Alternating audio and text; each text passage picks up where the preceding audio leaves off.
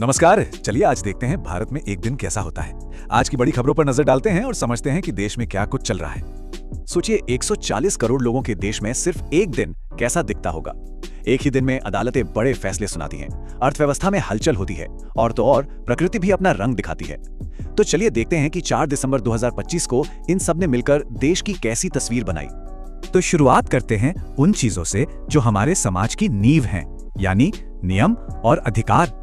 देखते हैं आज के दिन अदालतों और सरकारी नीतियों में क्या बड़े फैसले हुए। सुप्रीम कोर्ट ने एसिड अटैक सर्वाइवर्स के हक में एक बहुत ही कड़ा रुख अपनाया है। कोर्ट ने साफ साफ कहा है कि पीड़ितों को जो कम से कम मुआवजा मिलना चाहिए वो भी उन्हें नहीं दिया जा रहा और ये एक गंभीर अन्याय है। ये बयान अपने आप में न्याय की दिशा में एक बहुत बड़ा कदम है। और ये मुआवजा है कितना? कम से कम 3 लाख रुपए। ये वो रकम है जो हर सर्वाइवर को मिलनी ही चाहिए, लेकिन कोर्ट ने पाया कि ये भुगतान ठीक से हो ही नहीं रहा। इसीलिए अब नालसा यानी राष्ट्रीय कानूनी सेवा प्राधिकरण को इस पर डेटा इकट्ठा करने को कहा गया है ताकि असल जवाबदेही तय हो सके। और कहानी यही खत्म नहीं होती। सुप्रीम कोर्ट ने दिव्यांग उम्मीदवारों के लिए भी यूपीएससी परीक्षाओं को आसान बनाने के निर्देश दिए हैं। यही नहीं, कुष्ठ रोग से पीड़ित लोगों के खिलाफ जो दशकों पुराने भेदभाव वाले कानून थे उन्हें भी हटाने का आदेश दिया है। ये वाकई समानता की तरफ एक बहुत बड़ा कदम है। अब आते हैं एक ऐसे मामले पर जिसमें राजनीति भी है और संवेदनशीलता भी।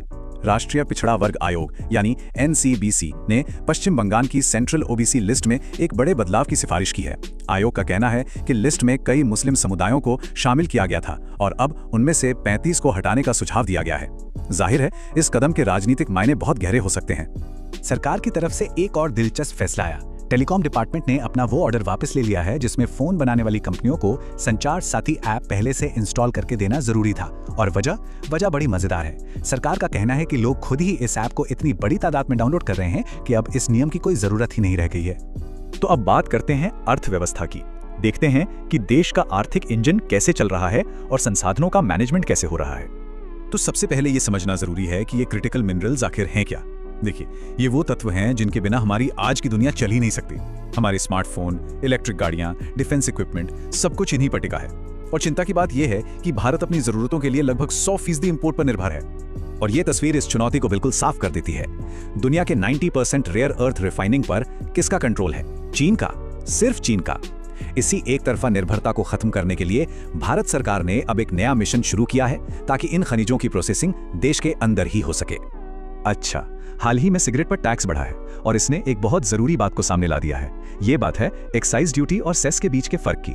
सीधी सी बात है, एक्साइज ड्यूटी से जो पैसा आता है वो केंद्र और राज्यों में बंटता है, लेकिन सेस का सारा पैसा वो सिर्फ केंद्र सरकार के पास रहता है, एक खास मकसद के लिए रहता है। और यही फर्क राज्यों के खजाने के लिए बहुत मायने रखता है। सरकार लेबर लॉज में भी एक बहुत बड़े बदलाव की तैयारी में है। टारगेट है 1 अप्रैल 2026। इस तारीख तक 4 नई लेबर कोड्स को पूरी तरह से लागू करने का प्लान है, जिससे मजदूरों और इंडस्ट्री दोनों के लिए नियम कानून एक जैसे हो जाएंगे। अब बात करते हैं सुरक्षा से जुड़ी चुनौतियों की, जो देश के अंदर भी हैं और सीमाओं के पार भी। छत्तीसगढ़ के बीजापुर से एक बड़ी खबर आई। एक बड़े एंटी नक्सल ऑपरेशन में सुरक्षा बलों ने 12 माओवादियों को ढेर कर दिया। ये आंतरिक सुरक्षा के लिहाज से एक बड़ी कामयाबी थी, लेकिन इस कामयाबी की एक बहुत भारी और दुखद कीमत भी चुकानी पड़ी। इसी मुठभेड़ में हमारे 3 बहादुर जवान भी शहीद हो गए। तो एक तरफ देश के अंदर ये चुनौतियां हैं, तो दूसरी तरफ भारत हिंद महासागर में अपनी भूमिका को और मजबूत कर रहा है। राष्ट्रपति मुर्मू ने इसे स्थिर और नियम आधारित बनाए रखने की भारत की प्रतिबद्धता को दोहराया। और वहीं दुनिया के दूसरे छोर पर यूरोप ने रूस से अपनी ऊर्जा की निर्भरता को खत्म करने का एक बहुत बड़ा फैसला लिया है, 2027 तक रूसी गैस पर पूरी तरह बैन लगाकर। ये दोनों ही खबरें बताती हैं कि ग्लोबल स्टेज पर कितनी तेजी से चीजें बदल रही हैं। और आखिर में नजर डालते हैं उन ताकतों पर जो इंसान के कंट्रोल से बाहर है, यानी टेक्नोलॉजी और प्रकृति। ये अक्सर हमारे सामने ऐसी चुनौतियां रखती हैं जिनकी हमने कल्पना भी नहीं की होती।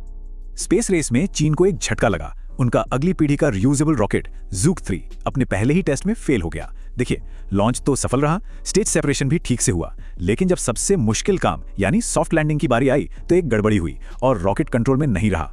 ये दिखाता है कि स्पेस टेक्नोलॉजी कितनी मुश्किल और अनफॉरगिविंग हो सकती है। अब एक ऐसी खबर जो सुनने में किसी साइंस फिक्शन फिल्म की कहानी लगती है। क्या सूरज से निकलने वाली एक ज्वाला किसी प्लेन को जमीन पर उतार सकती है? ऐसा ही कुछ हुआ। एयरबस को अपने A320 विमानों के लिए एक सॉफ्टवेयर अपग्रेड जारी करना पड़ा। क्यों? क्योंकि शक है कि एक सोलर फ्लेयर यानी सूरज से निकले पार्टिकल्स ने एक विमान के फ्लाइट कंप्यूटर पर असर डाला था। जरा सोचिए, कितनी हैरान करने वाली बात है। इस बीच प्रकृति भी दो अलग अलग तरीकों से अपना असर दिखा रही थी। एक तरफ इथियोपिया में एक ज्वालामुखी फटा, जिसका धुआं और राख भारत तक पहुंच गया और फ्लाइट्स पर असर पड़ा, और दूसरी तरफ चक्रवात दितवा श्रीलंका से टकराने के बाद दक्षिण भारत में भारी बारिश लेकर आया। तो हमने देखा टेक्नोलॉजी, नीतियां, टकराव और प्रकृति, एक ही दिन में ये सारी ताकतें एक साथ काम कर रहे हैं, हमारे आज को बना रही हैं। लेकिन सबसे बड़ा सवाल तो यही है कि आने वाले कल को, हमारे भविष्य को, इनमें से कौन सी ताकत सबसे ज्यादा शक्ल देगी? ये सोचने वाली बात है।